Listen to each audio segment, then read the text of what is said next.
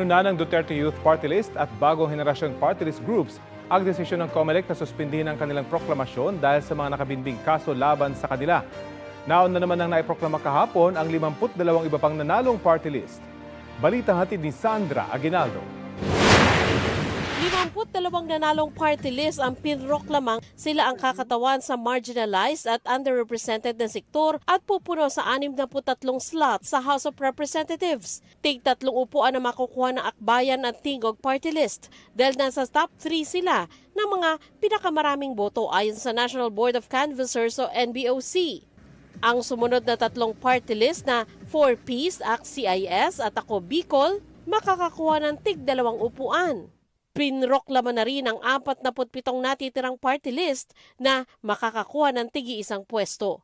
May sinusunod na formula sa pagbibigay ng bilang ng pwesto sa bawat mananalong party list.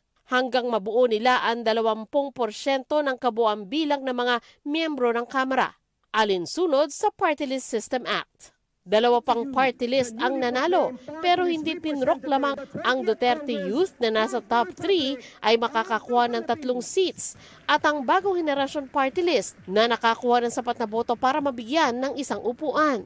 Ayon sa Commission on Elections, ito ay dahil may nakabinbin pa silang mga kaso na dapat maresolba. Ang eksaktong word ng National Board ay considering the serious allegations raised in the petitions filed against these 2 party lists, then the National Board decided to suspend their proclamations. They won but suspended ang proclamation. Hindi na sila inimbita sa proklamasyon, bagkos ay pinadala ng mismong desisyon ng NBOC. Ang Duterte Youth Party List, kukwestiyonin sa Korte Suprema ang anilay grave abuse of discretion ng COMELEC. Giit nila, hindi nila kasalanan na hindi ibinasura ng COMELEC ang kasong isinampa ng Kabataan Party List matapos ang huling hearing noong 2019. Matagal na umano nilang nasagot ang kasong malinaw raw na pangaras lang. Ang Bagong Henerasyon Party List naman, tinawag na paglabag sa saligang batas ang suspensyon ng kanilang proklamasyon.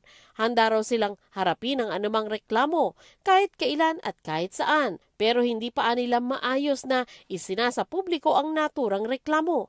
Naghain na raw ng urgent motion to proclaim sa COMELEC ang Bagong Henerasyon Party List, sabay diing igalang ang pasya at boto ng sambayanang Pilipino. Si COMELEC Chairman Garcia nagbigay komento naman sa mga puna tungkol sa pagbibigay ng pwesto sa ilang party list kahit mababa sa 2% ng kabuang mga boto ang kanilang nakuha hanggang maubos ang allocation para sa mga party list sa Kamara. Aniya, patuloy niyang panawagang magkaroon ng pagbabago sa batas. Ang solusyon legislation, lagi may nagsasabi, hindi na marginalize and underrepresented yung party list. Pero siyempre po sa bandang huli, yan, batas po kasi ang dapat dyan eh. Sandra Aguinaldo, nagbabalita para sa GMA Integrated News.